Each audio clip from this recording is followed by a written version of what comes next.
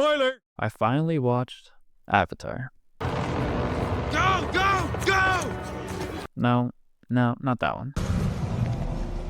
You have it. God, no, not that one. The other one.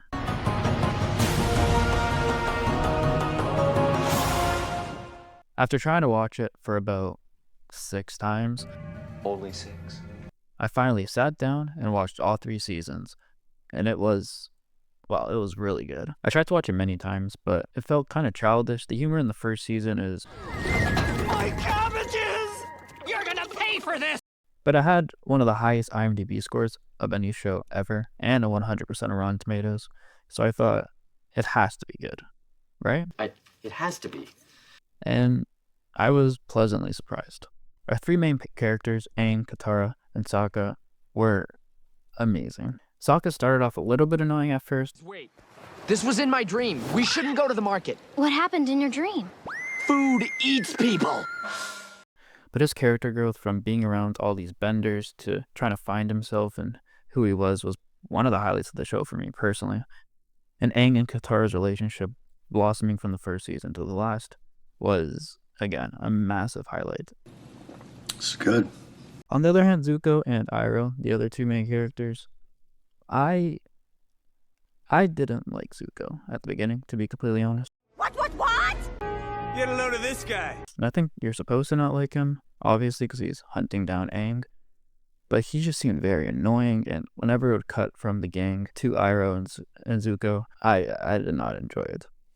With that being said, Iroh was one of my favorite characters in the entire show. I could watch a show of Iroh just running a tea shop, and I'd be content. The addition of Toph in the 2nd season was amazing. Toph, again, is one of my favorite characters. She's hilarious, but like actually funny. There it is!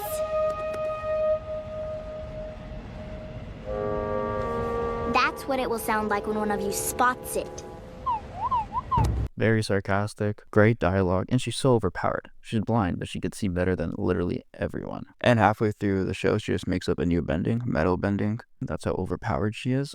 There are also just so many blind jokes, which are like super rude, but they're just hilariously out of pocket for a kid's show.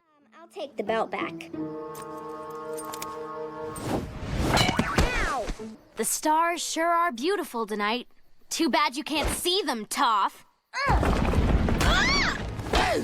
There are some hilarious moments in the show that probably aren't supposed to be funny, but just logically are just really funny. Like when Sokka's girlfriend became the moon. Like, what are we doing here? My first girlfriend turned into the moon. That's rough, buddy. And how every single master Aang has is a child. But apart from those things, like I said before, Zuko was extremely annoying in the first 2 seasons, and I just didn't like his character at all. Everyone I talked to said he's going to redeem himself. He's going to redeem himself. Just wait. Just wait. And in the 3rd season, he did redeem himself. I'll give him that. They did a really good job of having that arc come to completion. I kind of wish he died in the end, but I just like when people die off in shows, personally. You psycho! And speaking on the end, I enjoyed it, but it didn't really make sense to me. The chakra stuff. At the end of the 2nd season, Aang, I think, let go of Katara, so he was able to go into Avatar form. But then in the 3rd season, he didn't really go into Avatar form because of the chakras. But then he got pushed into a rock in the finale, and that activated his chakras. Like, what? How does that happen? Was that explained before? Because I don't remember. So I was looking it up on Reddit, and you shouldn't have to do that at the end of a show. It should all make sense. So that was my only gripe about the finale. Other than that, the animation was beautiful. Everyone's story came to a good conclusion, and happy days. I think I'm being very negative about the show with this review, but I actually really enjoyed it. It was just a good show to put on in the morning or at night when you just want to chill and relax. The characters are fun to be around. The humor, again, it could be childish at the beginning, but it's actually a pretty funny show.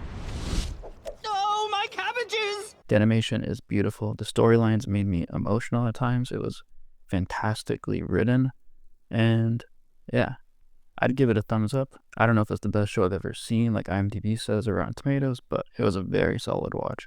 So if you're on the fence about watching Avatar: The Last Airbender like I was, I'd say give it a shot. I might surprise you.